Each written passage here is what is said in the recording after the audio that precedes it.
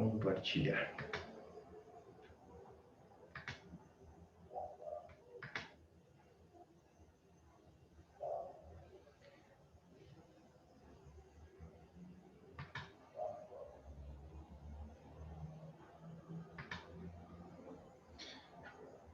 Pessoal, então vamos iniciar e, na verdade, a gente inicia na aula de hoje do ponto em que paramos na aula anterior, né? E estávamos tentando entender um pouco agora os aspectos de conteúdo daquelas circunstâncias elencadas no artigo 59. Aquele situacionamento de aula que é sempre importante, eu repasso, na verdade, aqui com vocês agora, né? Nós estamos calculando a primeira fase de dosimetria, estamos aprendendo a calcular a pena na primeira fase de dosimetria, e para calcular a pena na primeira fase de dosimetria, eu vou partir do mínimo e vou levar em consideração aquelas circunstâncias judiciais que puderem ser consideradas desfavoráveis. Essas circunstâncias judiciais, onde que elas estão elencadas? Então, está muito claro aqui. Elas estão elencadas no artigo 59 do Código Penal. Então, o que eu levo em consideração é o conteúdo do artigo 59 do Código Penal. E no artigo 59, existe a narrativa de 8 circunstâncias judiciais que vão ser consideradas: a culpabilidade, os antecedentes, a conduta social do agente, a personalidade do agente, os motivos que o levaram a agir, as circunstâncias do fato criminoso, as consequências do fato criminoso e o comportamento da vítima. Então, são 8 circunstâncias. O artigo 59, ele não me diz exatamente como que eu vou valorar essas 8 circunstâncias. Quem nos ensina a valorar essas 8 circunstâncias é a jurisprudência, é o conjunto de precedentes firmados nos tribunais, sobretudo nos tribunais superiores, Superior Tribunal de Justiça e Supremo Tribunal Federal. E a jurisprudência, pessoal, ela nos diz o seguinte, que eu vou partir da pena mínima e vou somar as circunstâncias que forem desfavoráveis. E esse somatório de circunstâncias desfavoráveis vai se dar de forma proporcional. O que isso quer dizer? Quer dizer que a jurisprudência majoritária entendeu que cada uma dessas circunstâncias equivale às demais.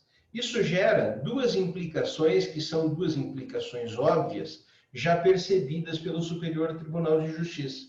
A primeira, no sentido de que, se todas as circunstâncias forem favoráveis ou neutras, a pena base, aquela que eu vou encontrar na primeira fase da dosimetria, ela será igual à pena mínima. E o STJ também já julgou no sentido de que, caso todas as 8 circunstâncias sejam desfavoráveis, a pena base, ela se igualará ao máximo. Então, essa é a posição jurisprudencial majoritária. Ora, se as 8 são proporcionais, eu consigo compreendê-las dentro desse limite de mínimo e máximo e fazer uma fórmula. A fórmula para encontrar quanto vale uma circunstância, já que ela é igual às demais. Essa fórmula que nós já repassamos e hoje vamos fazer um exercício, né? Pelo menos um exercício para pensar e depois eu vou propor outros para vocês, mas a fórmula é a seguinte: uma circunstância vai ser igual à pena máxima menos a pena mínima, divididos por 8, porque são 8 circunstâncias que eu vou encontrar dentro do espaço entre pena máxima e pena mínima. Mas para saber o que eu vou valorar e o que eu não vou valorar, que era o que já falava para vocês na aula passada, eu preciso entender como essas circunstâncias aqui, elas podem eventualmente ser consideradas negativas. E na aula passada, eu já havia falado para vocês dos motivos e das consequências, né? Dos motivos, eu vou relevar como negativo, eu vou relevar como desfavorável ao réu, aquele que está sendo condenado, aquelas motivações que são torpes, que são vis, que são motivações fúteis, que são motivações correlacionadas a preconceito, todos aqueles motivos que causem uma revolta maior quanto ao processo de escolha, eles podem ser valorados negativamente. Mas, lembrem-se sempre da velha máxima do ne bis in idem. Se esses motivos forem componentes da estrutura do próprio tipo, simples ou qualificado, essa valoração não poderá ser feita. Por quê? Porque já foi valorado na estrutura do tipo, na estruturação do tipo. Se esses motivos forem considerados majorantes, eu vou ter que esperar para valorar isso na terceira fase. Se não forem majorantes, mas forem agravantes, eu vou esperar para valorar na segunda fase. O que eu não posso é valorar mais de uma vez a questão atinente aos motivos. E isso com relação a todas as demais circunstâncias também vale. Então, quando eu for olhar para a situação, eu vou ter que ver uma motivação que ganhe um conteúdo mais negativo. O banal, a futilidade, o fazer simplesmente pelo dinheiro, um ganho econômico, fazer por uma vingança planejada, orquestrada e que poderia ser resolvido de uma outra maneira, o fazer por preconceito, todas essas motivações podem eventualmente ser consideradas desfavoráveis. Então, isso já havíamos falado na aula passada. Com relação às consequências também, as consequências que vão para além da estrutura do tipo. Lembram-nos que eu fiz essa referência na aula passada, dizendo o seguinte, que no homicídio, o resultado morte é o resultado natural do tipo, é o que prevê o tipo. Então, eu, como juiz, quando for definir a minha sentença, eu não vou poder dizer que eu estou valorando as consequências porque a vítima faleceu. Não, porque falecer é inerente ao tipo. Mas eu poderei valorar como circunstâncias, como consequências negativas, o fato de que o sujeito, vítima, era arrimo de família, deixou uma série de crianças órfãs, ele deixou uma série de dívidas a pagar, as consequências foram se alastrando para além do tipo. Quando as consequências são, então, extremamente gravosas e se alastram para além da estrutura do tipo, elas podem ser consideradas desfavoráveis. Aqui vocês poderiam estar se perguntando, e professor, por que você não está falando dos motivos que são motivos favoráveis, aquele motivo de relevante valor social? Por que você não está falando das consequências eventualmente benéficas? Porque para a gente calcular a pena, o que vai valer são as desfavoráveis. Lembraram bem disso?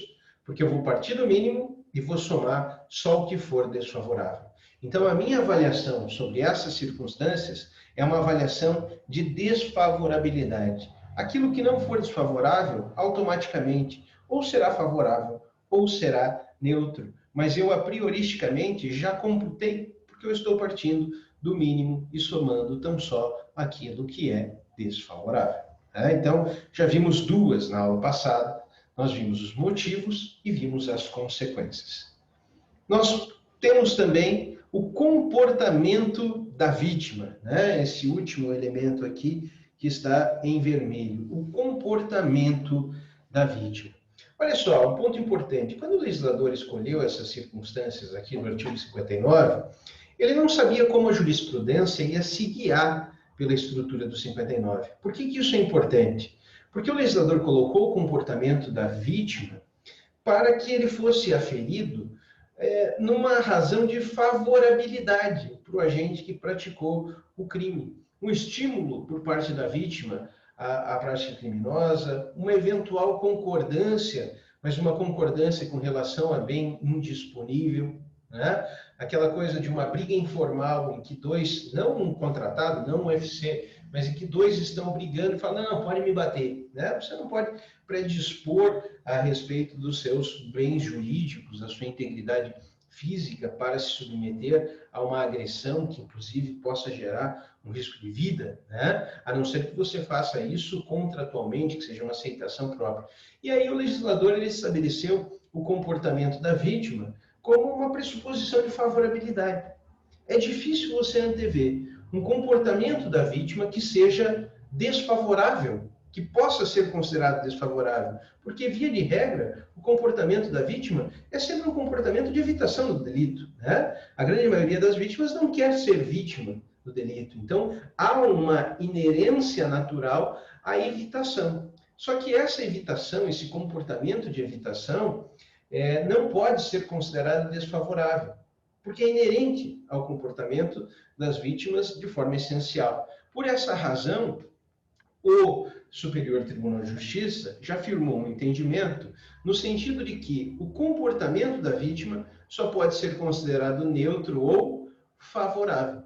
Ora, então é uma preocupação a menos, né? Porque você nunca vai ter, pelo menos pela percepção dos nossos tribunais superiores, um comportamento da vítima valorado negativamente. Então, o legislador fez essa escolha, ali está, encontra-se dentro da estrutura de proporção, mas não será valorado negativamente o comportamento da vítima. Então, já temos aqui, vamos lá, mais uma vez, comportamento da vítima, consequências e motivos.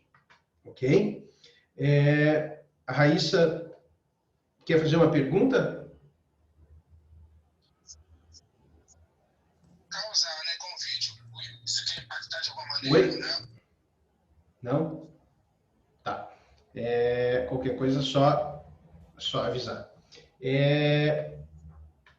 Pessoal, olha só. Então, nós falamos dos motivos, nós falamos das consequências e nós falamos do comportamento da vítima. Nós vamos falar também das circunstâncias peculiares. O que são circunstâncias peculiares que envolvem o fato para além da estrutura do tipo? Alguns crimes podem ser praticados em determinadas circunstâncias de maior reprovabilidade. Imagine vocês, vocês têm visto isso na televisão, crimes de corrupção, na verdade, que se correlacionam com a pandemia. Pessoal superfaturando respiradores, superfaturando medicamentos, dispensando licitações em casos em que não seria possível, com a ideia de faturar em cima de uma tragédia que é uma tragédia de toda a humanidade. Percebe que as circunstâncias desta prática criminosa, desses delitos hipotéticos de corrupção, ela se revela mais gravosa, que são circunstâncias que devem ser valoradas de maneira negativa. Por quê? Porque está se aproveitando de um momento trágico, de um momento em que a atenção deveria recair em uma preocupação com a saúde dos indivíduos, né? E aí você se aproveita desse momento de fragilidade, da menor atenção para os aspectos burocráticos, para praticar um crime. Esta é uma circunstância peculiar que deve ser considerada desfavorável na fixação da pena base. Hoje eu vi um vídeo, eu acho que estava no Facebook, não me lembro se estava no Facebook ou se estava no Instagram, de uma carreta virada, né? Uma carreta virou, uma carreta com comida, não sei se vocês viram isso, carreta com carne, e aí o pessoal entrando assim aos montes para saquear aquela carreta. Eu não sei exatamente o contexto, nem as peculiaridades, os elementos, se há algum tipo de concordância com aquele fato específico. Mas esse é um fato usual, um fato comum, que acontece muito. Tem lá uma carreta virada. Principalmente eu vi um vídeo uma vez do pessoal de cerveja, era um caminhão de cerveja. E o povo ficou muito louco para saquear o caminhão de cerveja, né? Isso é se aproveitar de uma circunstância de tragédia alheia. Então, tem um acidente de trânsito, tem alguém que pode estar potencialmente machucado, tem alguém que está sem elementos de potencial reação e você se aproveita daquela oportunidade trágica para a prática do crime. Essas circunstâncias peculiares, portanto, elas podem ser desvaloradas, elas podem ser consideradas desfavoráveis, tá bom? Próxima circunstância, já falamos dos motivos, das circunstâncias peculiares, das consequências e do comportamento da vítima. Vamos falar um pouco da personalidade. A personalidade é um elemento inerente ao indivíduo, né? É como ele se comporta por sua perspectiva emocional. Você só pode valorar negativamente a personalidade de alguém se você tiver um estudo pericial psicológico constante dos autos que demonstre que a personalidade do sujeito é uma personalidade tendente à violência, à repetição de agressões. E eu digo para vocês que em cada 100 processos, em 99 processos não há esse estudo detido pericial de personalidade. Correria o risco de dizer que seria 100, né?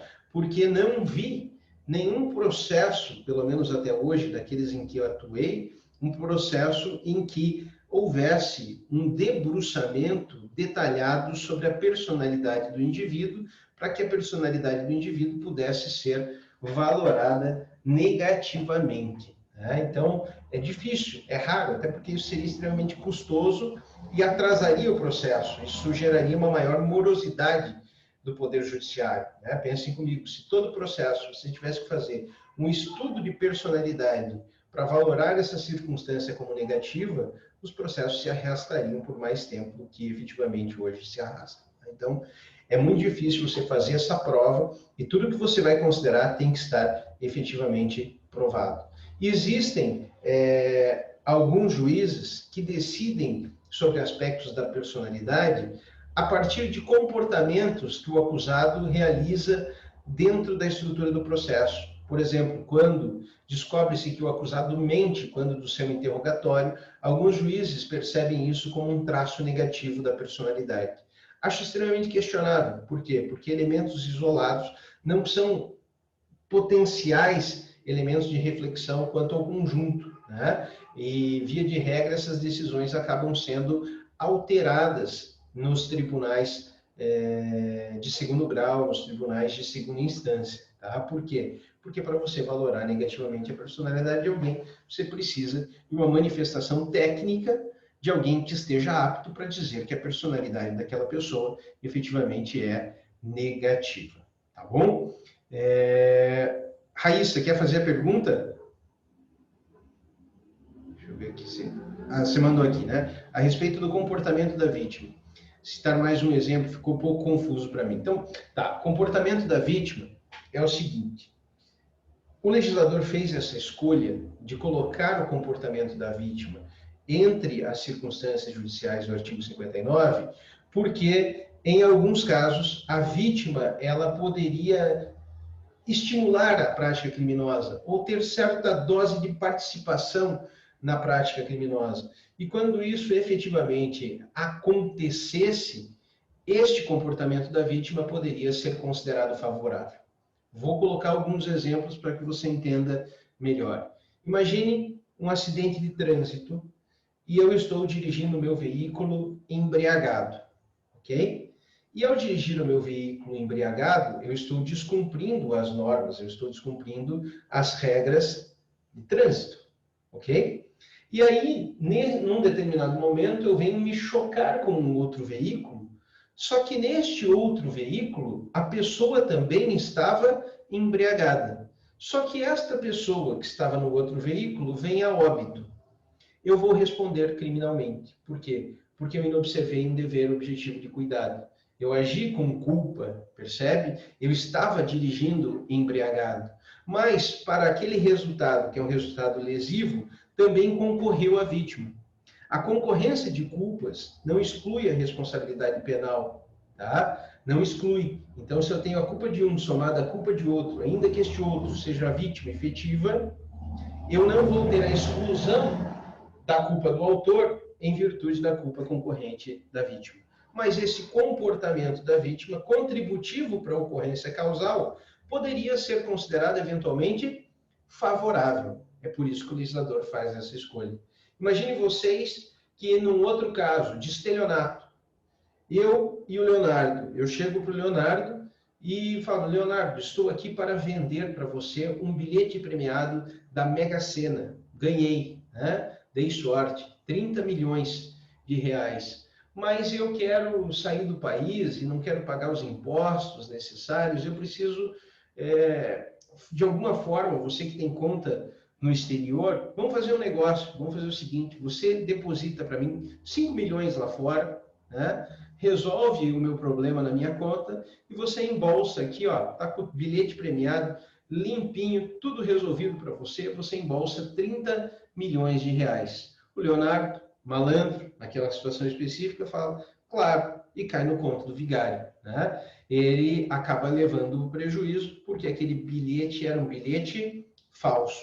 Mas a sua postura de querer ganhar, né, de ter uma certa parcela de contribuição e ganância naquela empreitada delitiva na qual ele foi vítima, ele, de certa forma, contribuiu para o desfecho, ainda que essa contribuição seja uma contribuição mínima, mas esse comportamento poderia, em tese, ser considerado favorável.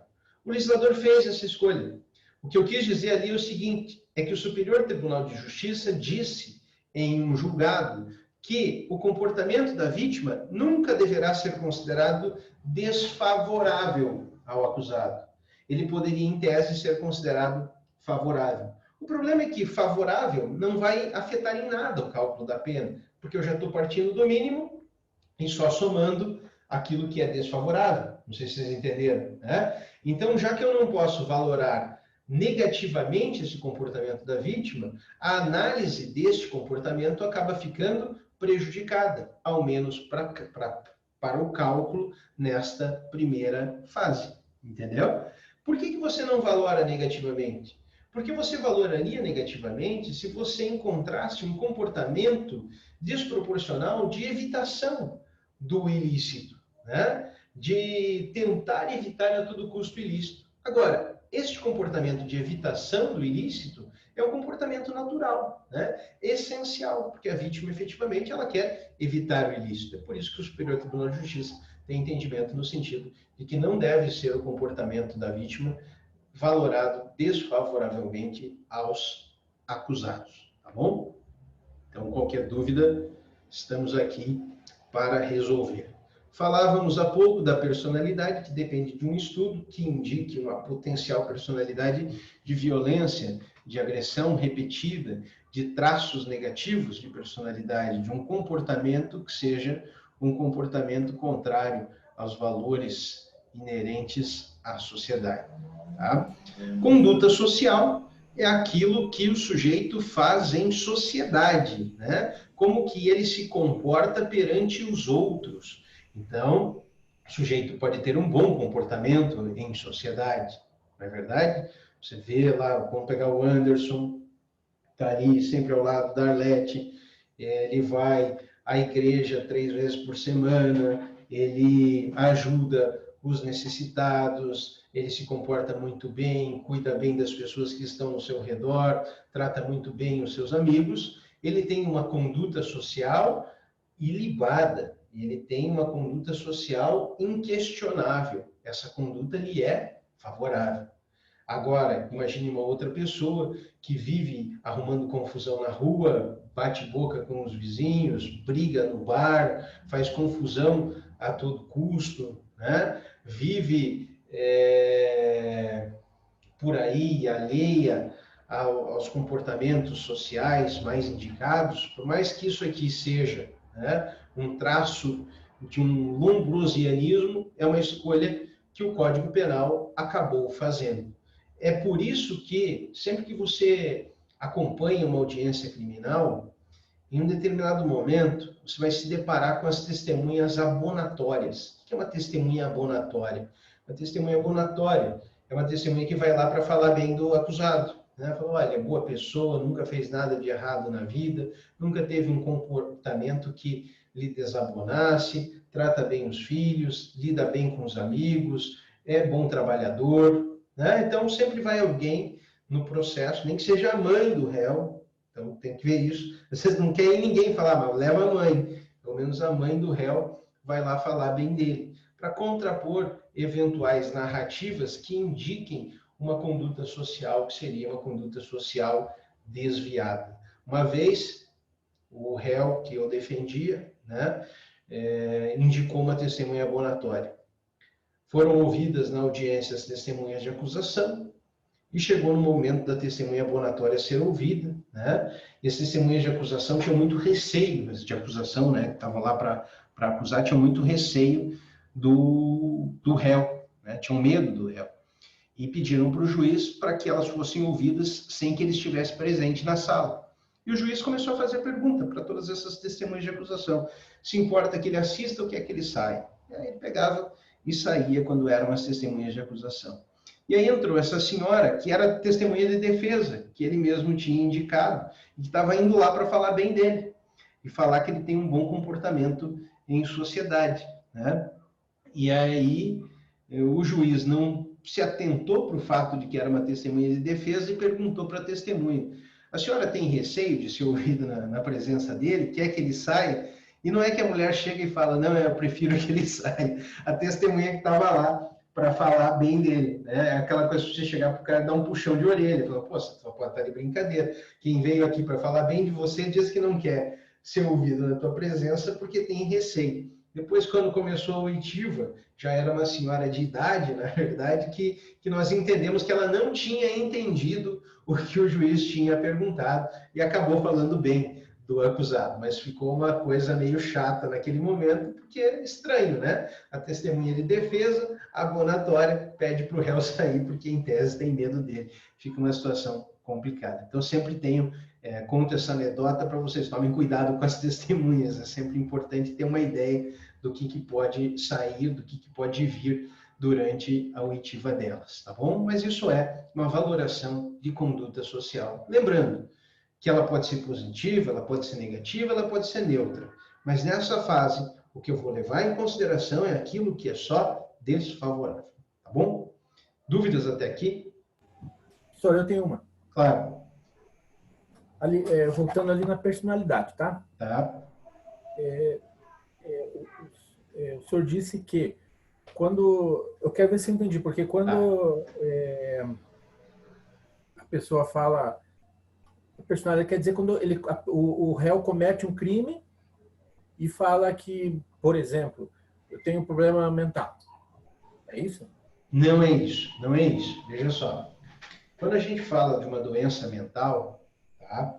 Ou de um desenvolvimento mental incompleto, nós estamos falando de um elemento do crime que é o elemento da culpabilidade, da valoração do elemento do crime e culpabilidade. Vamos lembrar aqui o seguinte: o que é crime em direito penal?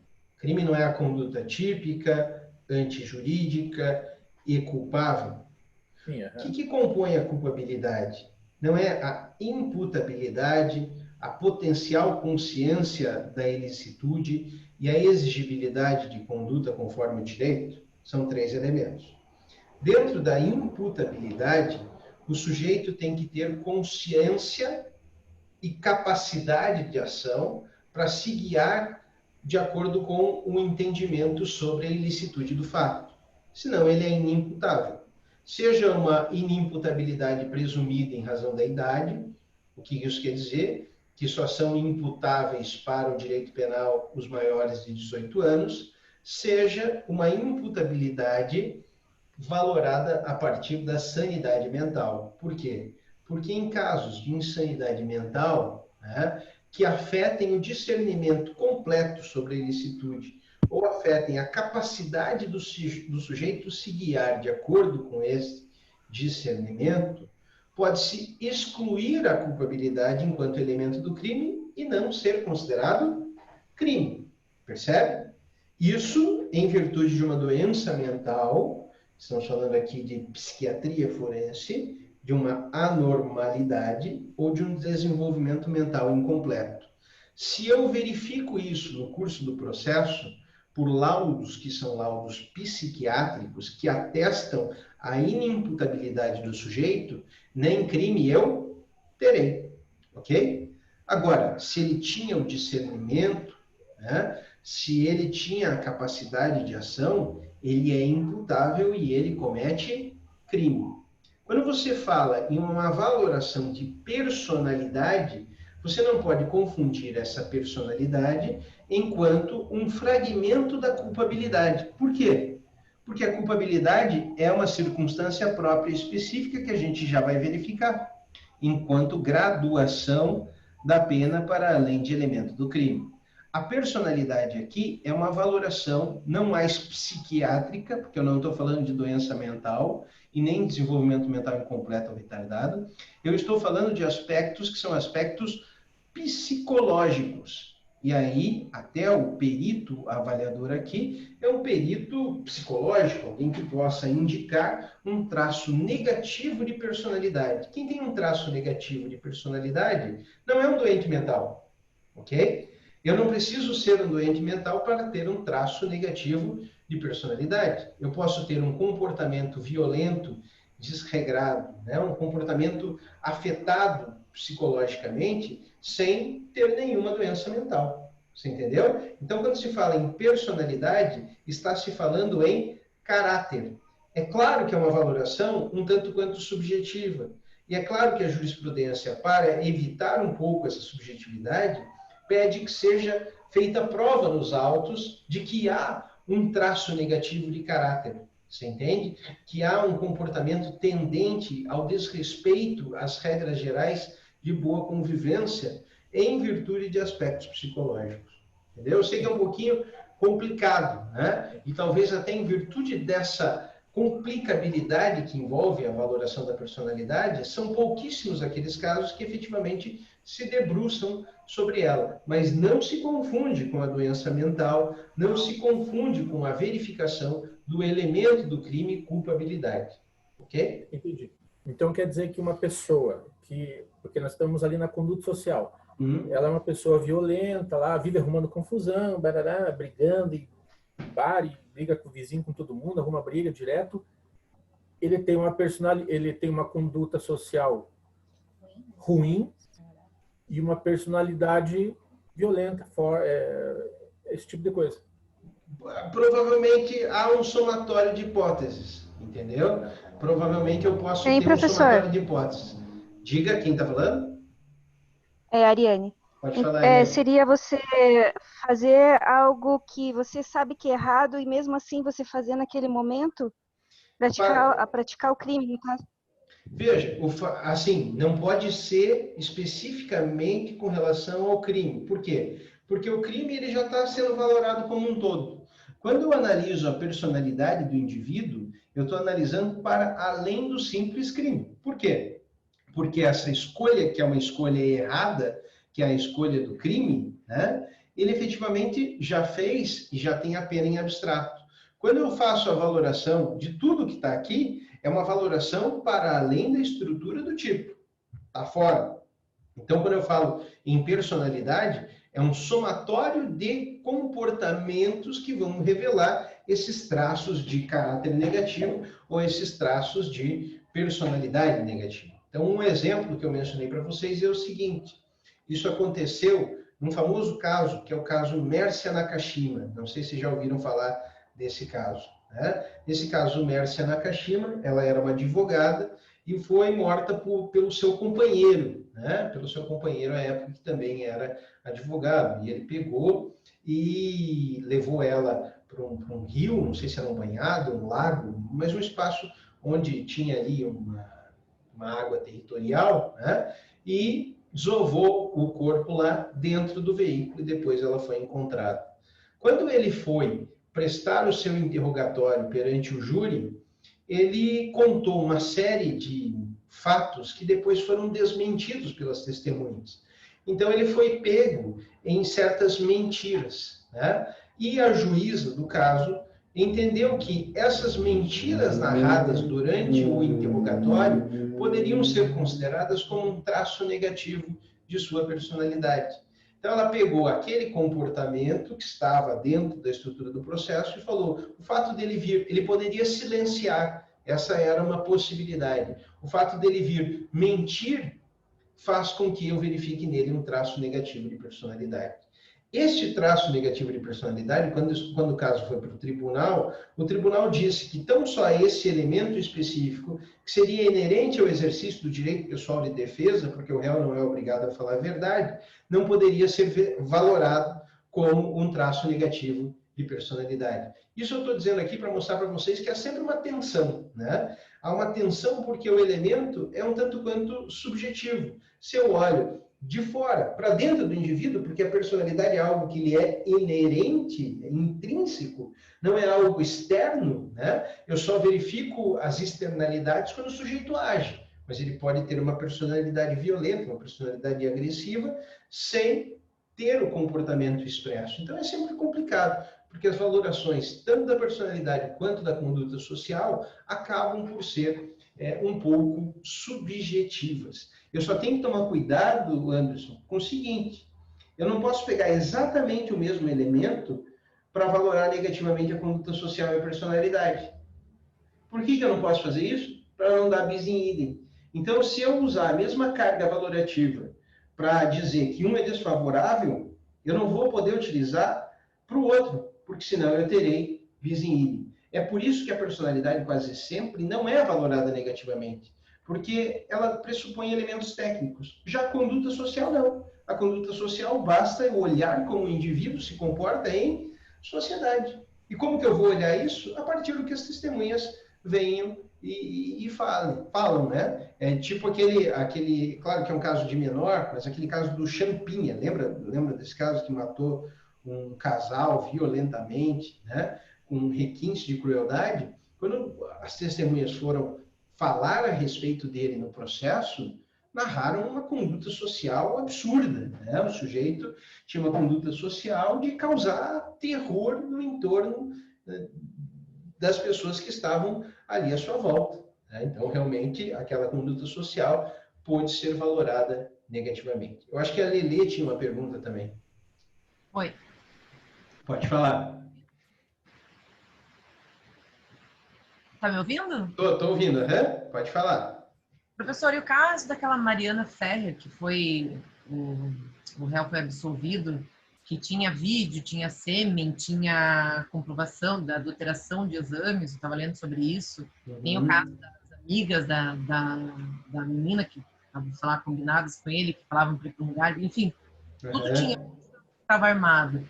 E como que é possível ser absolvido com tanta prova assim, com a conduta de ser um cara que é um cara rico, que tinha uma personalidade já, esse comportamento social? Assim. Boa a tua pergunta, Lelê, mas é uma questão muito peculiar, né? Porque, assim, resultado de um julgamento, a gente nunca sabe qual vai ser, principalmente quando o caso envolve um resultado morte, se trata de um homicídio. Por quê? E aqui já antecipando alguns conhecimentos que vocês vão ter mais para frente, né? Alguns talvez já saibam, mas o homicídio no Brasil, ele é julgado pelo tribunal do júri, né? Então, qual que é a diferença? Crimes que não são crimes dolosos contra a vida são julgados pelo juiz togado. Então, se você praticar estelionato, é um juiz togado que vai te julgar um furto, um roubo, um latrocínio.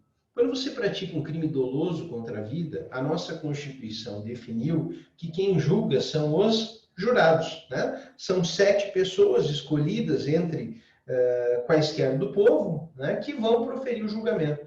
E o jurado, ele não tem uma vinculação técnica. O jurado ele pode decidir da forma que ele quiser. Ele simplesmente vota no seguinte, pergunta para o jurado o seguinte: você absolve o réu? E ele responde sim ou não. Ele não diz por quê, ele não explica, ele não dá detalhes de qual foi a sua escolha absolutória, você entendeu? E aí, tudo pode acontecer, né? Pode ser que a defesa tenha sido primorosa, tenha sido muito bem desenvolvida, vamos dizer assim, e o caso acabou resultando numa absolução. Eu não conheço a fundo o caso para te dizer, mas pode ser que seja isso, porque no júri há uma certa imprevisibilidade, porque são as pessoas do povo julgando o leigo, né, que não necessariamente precisa ficar atrelado aos conhecimentos jurídicos. Agora, é importante, já que você falou do júri, a gente consegue conectar com a nossa aula de hoje.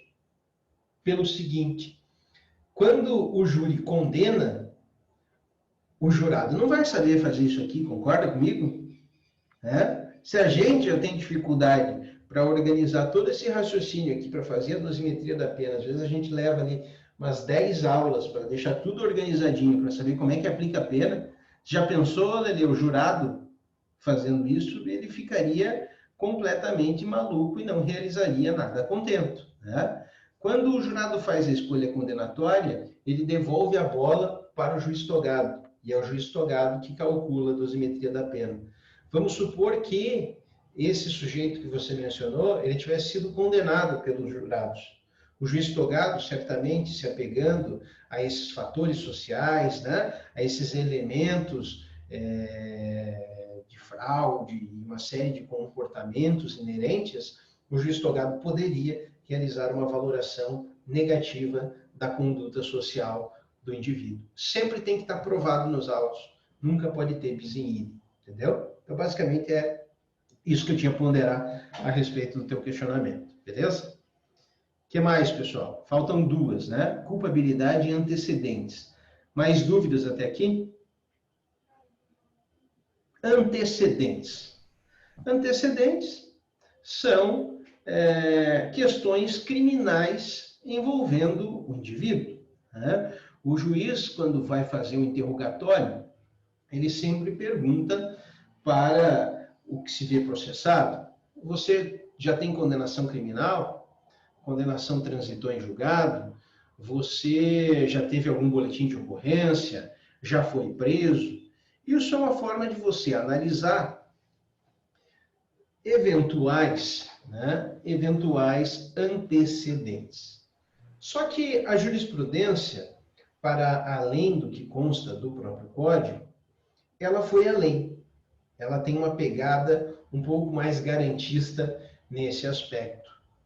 Nós temos na nossa Constituição o princípio da presunção de inocência. Vocês sabem, né? Ninguém será considerado culpado senão após o trânsito em julgado de uma sentença penal condenatória. E por essa leitura da Constituição, os nossos tribunais firmaram o seguinte entendimento: eu não posso considerar que alguém tenha antecedente para valoração negativa se não tiver ocorrido o trânsito em julgado de uma sentença penal condenatória. Então, se você tem um BO contra você, não importa. Se você tem um inquérito, não importa. Se você tem uma ação penal em andamento para valoração de antecedentes, não importa. Se você tem uma condenação só em primeira instância, também não importa.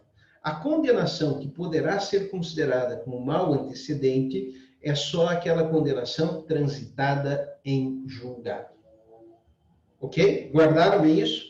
É só aquela condenação criminal transitada em julgado. Estes são os maus antecedentes. Qual que é o problema aqui? Qual que é a peculiaridade aqui? Mais na sequência, quando nós estivermos estudando a segunda fase de dosimetria da pena, nós vamos verificar que uma das agravantes, veja, já estou pulando para a segunda fase aqui, uma das agravantes é a reincidência, ok? E a reincidência pressupõe uma condenação anterior ao fato transitada em julgado. Olha só, uma condenação transitada em julgado anterior ao fato. Com esta situação, na grande maioria dos casos, quando eu já tenho uma condenação transitada em julgado, eu vou ter reincidência. E reincidência eu valoro na segunda fase. E aí eu não vou valorar como maus antecedentes.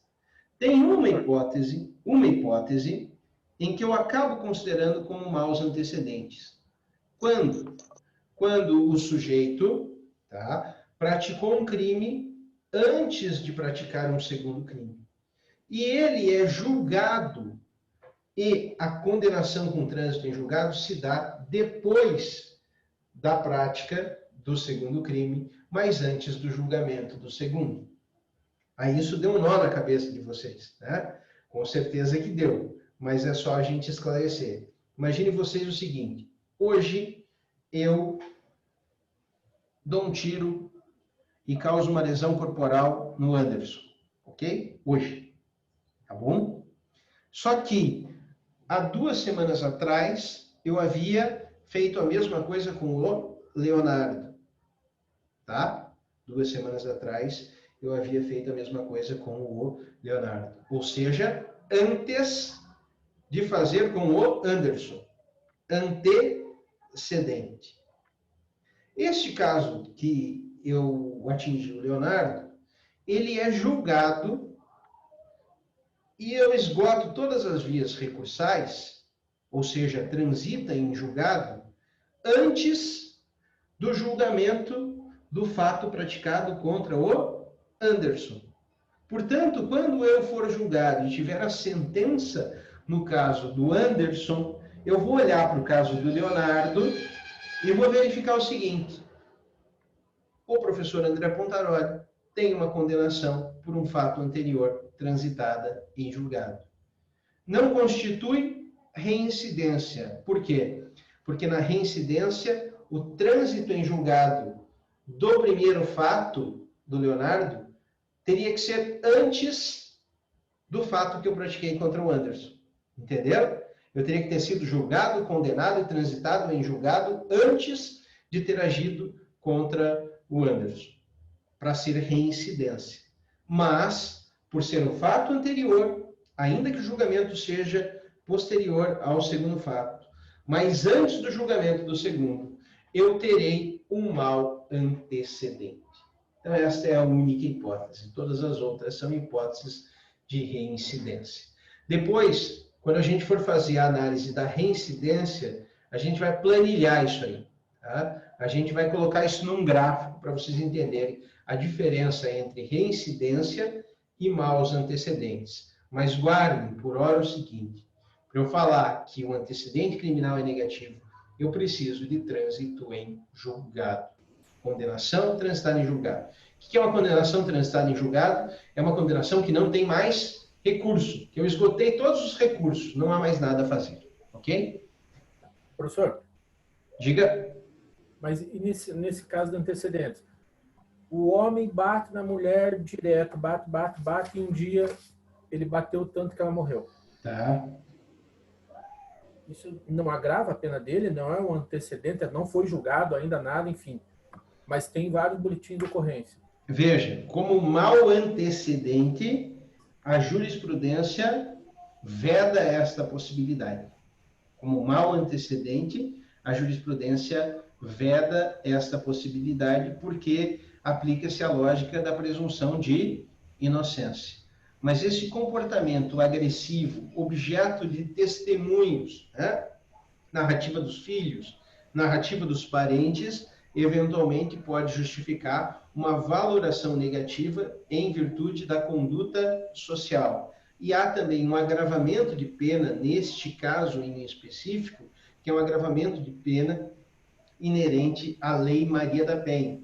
Então, tem um agravamento de pena. A sua pena se amplia por variados aspectos, mas como mau antecedente, não, porque a jurisprudência já afirmou o entendimento no sentido de que precisa, que é necessário ter o trânsito em julgado. Não, entendi. Ok? Professor, Quem? é Alexandre. Diga, Alexandre.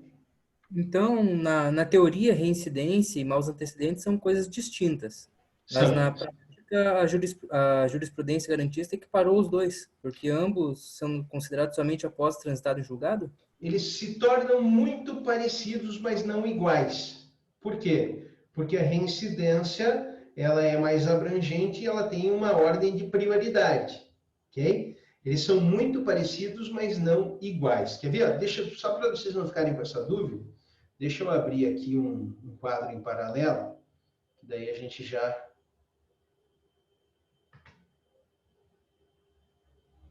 vê isso aí. Olha só.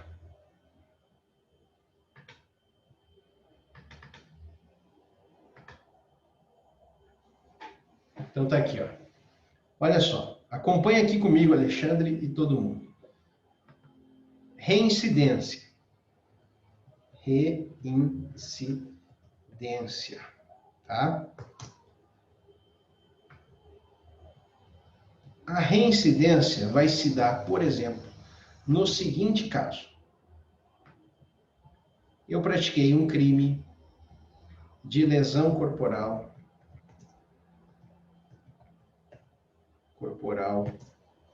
em 10/10 de 2012, tá?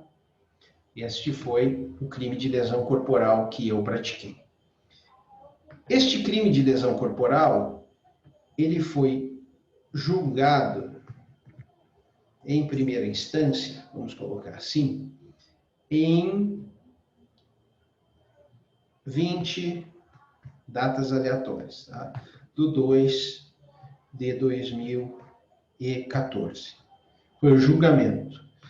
Eu esgotei todas as minhas vias recursais, recorri para o Tribunal de Justiça, recorri para o STJ, para o STF, e ele transitou em julgado. Esgotei os meus recursos. Trânsito em julgado em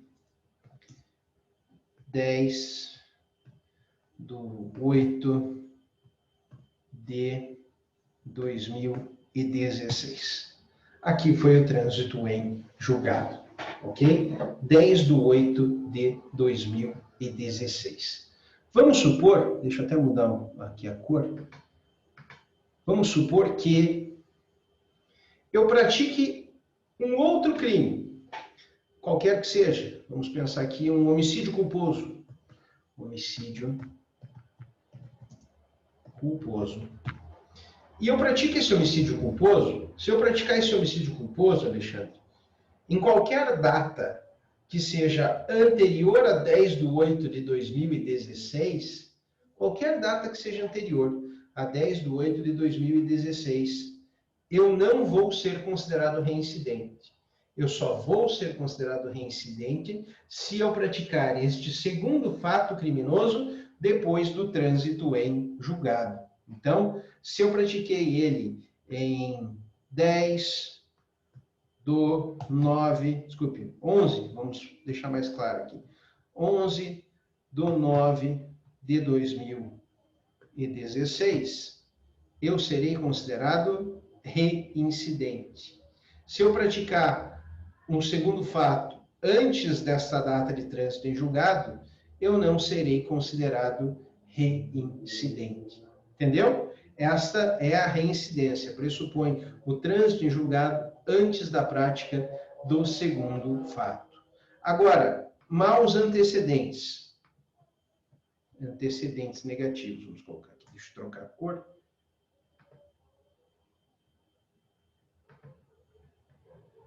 Antecedentes. Tá? Vamos pôr para cá, porque aí fica mais fácil. Eu pratiquei esse mesmo crime, lesão corporal, em 10/10 de 2012. Tá? Eu fui julgado em 20/2 de 2014. Transitou em julgado em 10/8 de 2016. Imagine que eu pratico um crime de homicídio culposo em, vamos colocar aqui, 11/5 de 2015, tá bom? Pratiquei um homicídio culposo, não foi mais em 11/9 de 2016. Foi em 11/5 de 2015. Quando eu for julgado por esse homicídio culposo, eu poderei ser considerado reincidente? Sim ou não? Reincidente. Não. Por quê? Porque para ser considerado reincidente, eu tenho que ter um fato anterior a esta prática aqui, que já tenha transitado em julgado antes. Isso para considerar a reincidência. Tá bom? Mas eu posso considerar isso como maus antecedentes?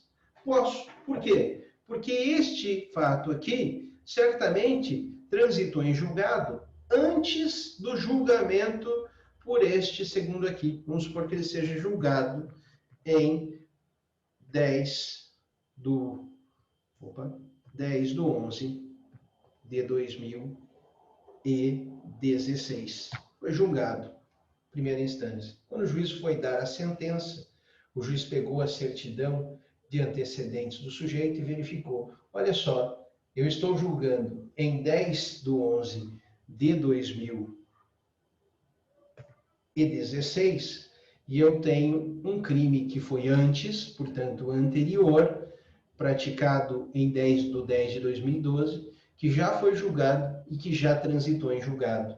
Portanto, com relação a este fato anterior, o sujeito não é mais presumivelmente inocente. E não sendo mais presumivelmente inocente, nesta sentença aqui realizada em 10/11 de 2016, eu vou considerar como maus antecedentes. Como reincidência, não posso considerar, porque a reincidência pressupõe o trânsito em julgado anterior ao segundo fato, ok? Só se tivesse transitado em julgado antes de 11/5/2015, eu poderia considerar reincidência, mas eu posso considerar como maus antecedentes. Eu não sei se você entendeu, Alexandre, mas perceba que não é bem a mesma coisa, né? Os maus antecedentes, ele tem uma extensão um pouco maior de aplicabilidade, porque o momento de trânsito em julgado, ele é levado em consideração para eu, vamos dizer assim, permitir um julgamento do segundo fato, levando em consideração a decisão transitada em julgado, passada em julgado pelo fato anterior. Então, eles são muito próximos, são muito parecidos, mas não são idênticos, têm peculiaridades, são peculiaridades distintivas.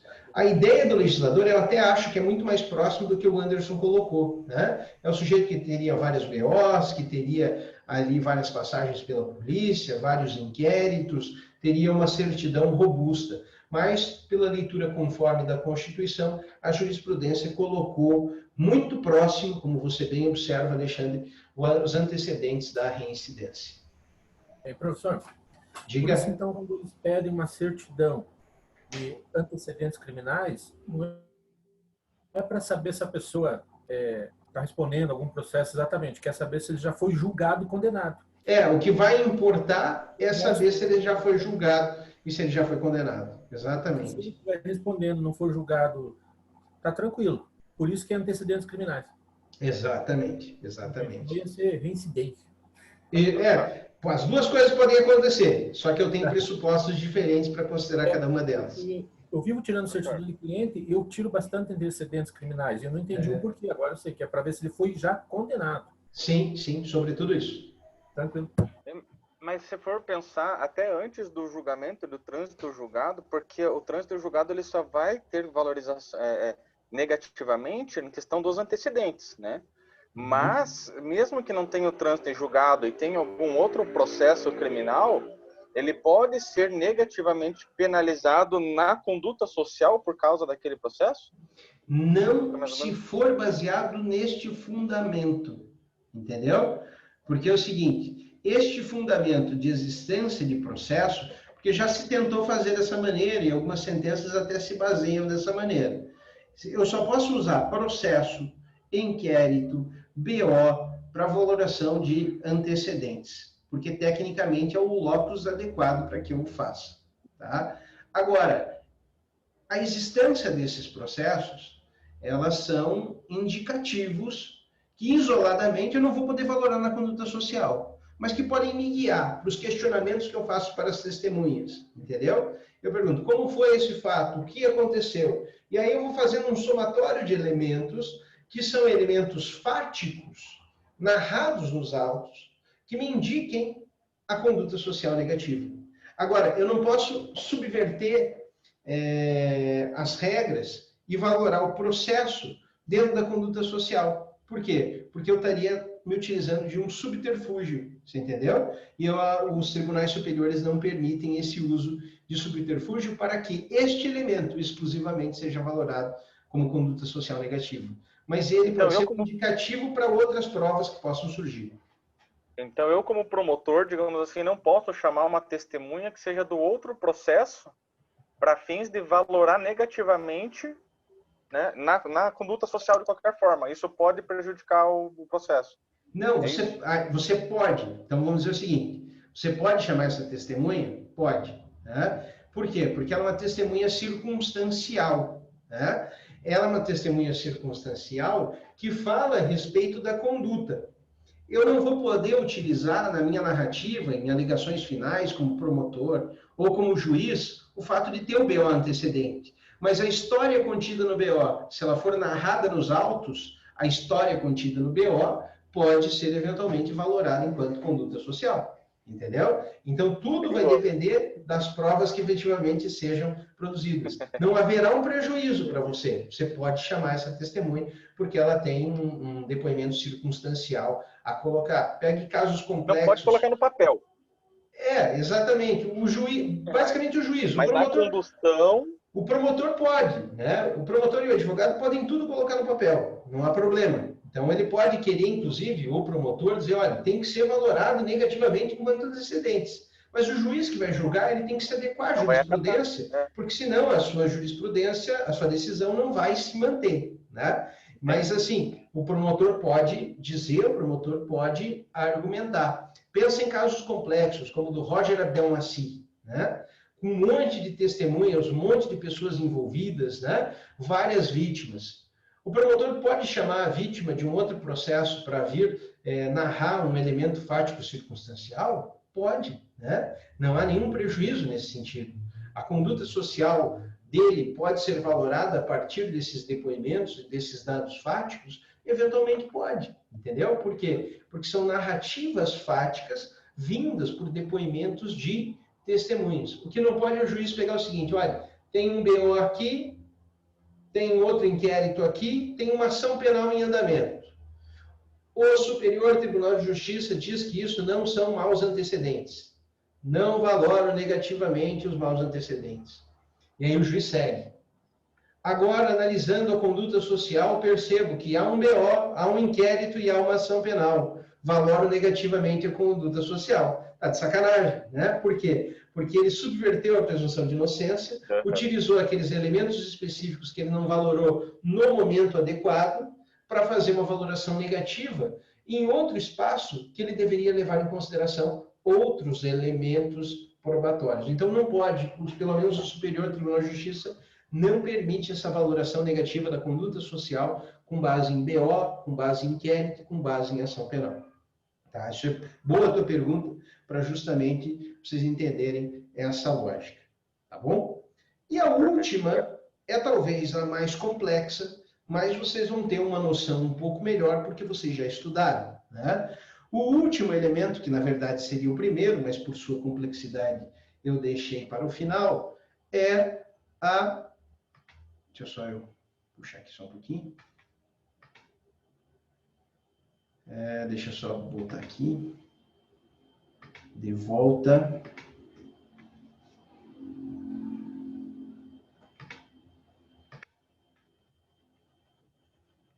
É a culpabilidade. E aí eu pergunto para vocês, né?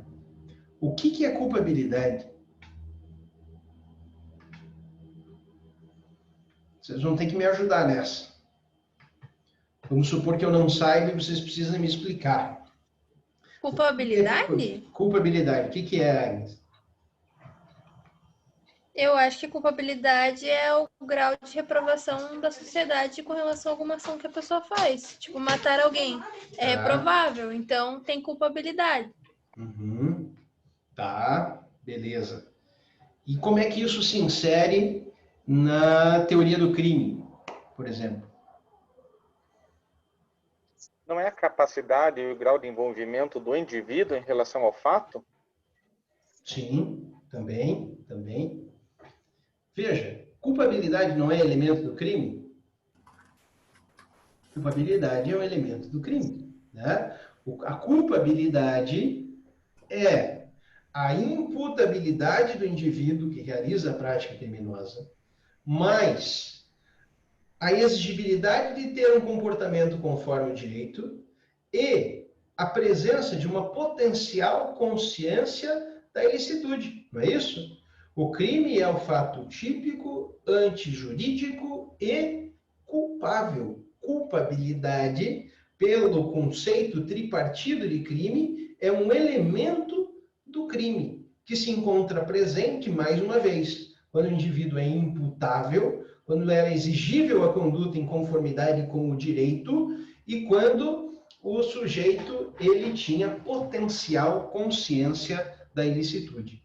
Se falecer, se carecer, quaisquer desses elementos, o indivíduo não terá culpabilidade e, portanto, ele não praticará crime, não é isso? Um indivíduo que tem 17 anos de idade pratica crime?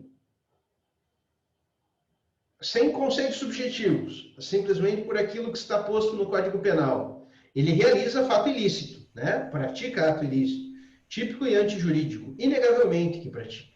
Agora, ele pratica crime como tal? Não. Por quê? Porque ele é inimputável.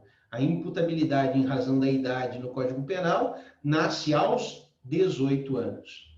O sujeito que é doente mental, tem uma CID de esquizofrenia, uma esquizofrenia paranoide. Ele está, durante o momento criminoso, em surto. Não compreende a realidade ao seu entorno. Falseia a realidade diante de uma alucinação. Ele está em sala de aula, mas ele vê terroristas querendo atacá-lo e age pensando estar se defendendo daqueles terroristas. Ele pratica crime? Não, ele pratica fato ilícito, mas diante de uma doença mental, diagnosticada como tal, e de sua incapacidade total e absoluta de discernir sobre o caráter ilícito do fato, ele, neste caso exemplificado, ele não tem imputabilidade. Ok? Aquele que passa por uma coação moral irresistível, não tem como resistir, Anderson chegou aqui em casa e falou, vá lá e mate o Leonardo. Eu falo, não vou. Mate ele ou eu, os meus capangas, os meus amigos, vamos destruir, derrubar o seu prédio, matar toda a família, todos os seus amigos, acabar com a sua vida. Agora você vai lá e mata o Leonardo? Eu falo o quê para ele? Sim, veja, tem a concordância, o pessoal está concordando comigo. Por quê? Porque eu estou diante de uma coação moral, menos você não conta, diante de uma coação moral irresistível. Vocês percebem isso, Não era exigível um comportamento diverso. É uma hipótese de inexigibilidade de conduta diversa. Não é a coação física irresistível que exclui o fato em si. É a coação moral irresistível. Eu não tenho como resistir, exclui a culpabilidade. E pode ser que eu realize um fato criminoso sem saber e nem ter meios de saber que eu estou realizando aquele fato criminoso. Vocês sabiam que é crime estocar lenha e carvão? Sabiam que é crime?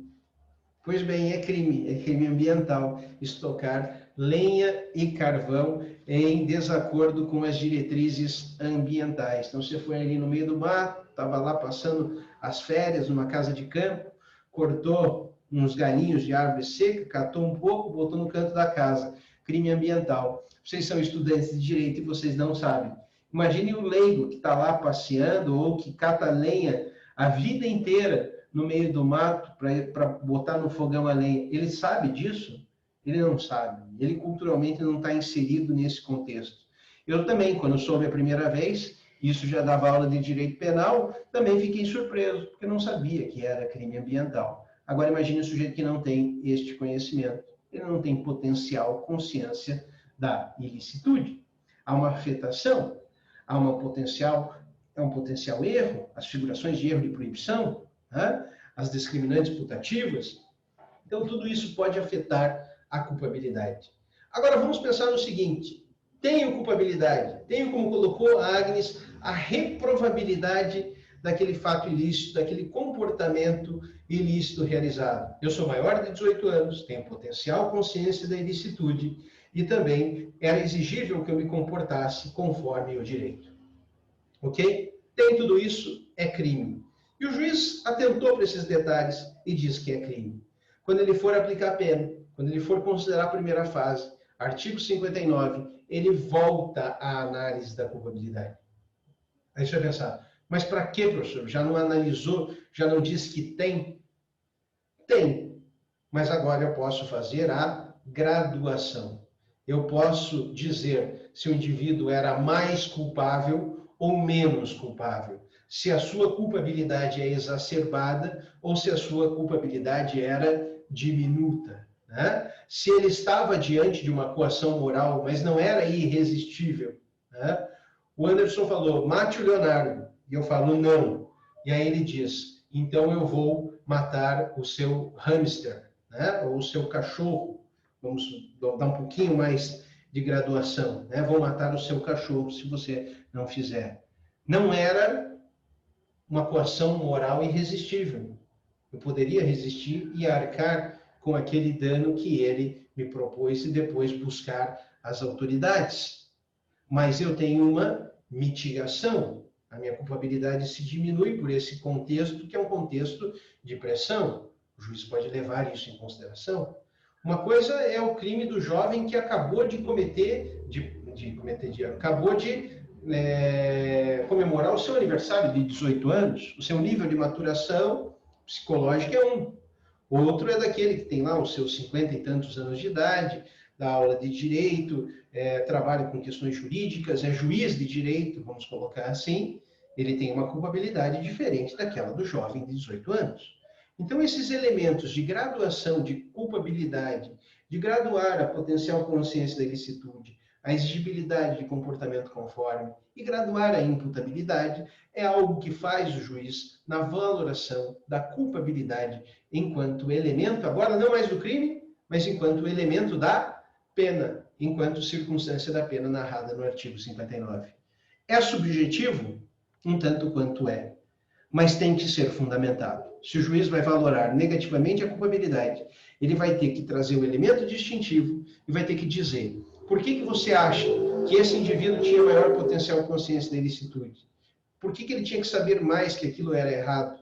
Por que ele tinha que se comportar mais conforme o direito? Né? Veja, eu dei o exemplo aqui do juiz de direito. O juiz do direito ele tem que dar o exemplo, ele tem que seguir as leis, ele tem que respeitar as regras. Se ele, juiz de direito, sai desrespeitando as regras e praticando crimes, qualquer pessoa vai seguir o mesmo caminho. E, portanto, eu considero ele com um grau de culpabilidade mais elevado.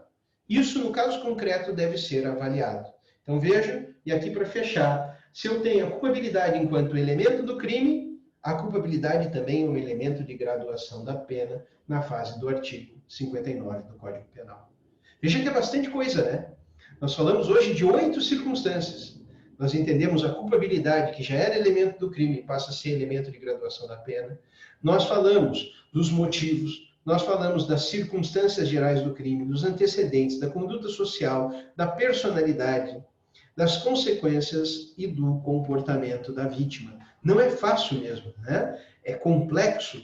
Essa atividade do juiz em realizar a dosimetria da pena é talvez, dentro do direito penal, a atividade mais complexa que o juiz vai realizar. Né? É um momento de maior dificuldade, porque é muita coisa a ser valorada e a ser valorada de maneira minuciosa. Mas pelo menos agora a gente já sabe.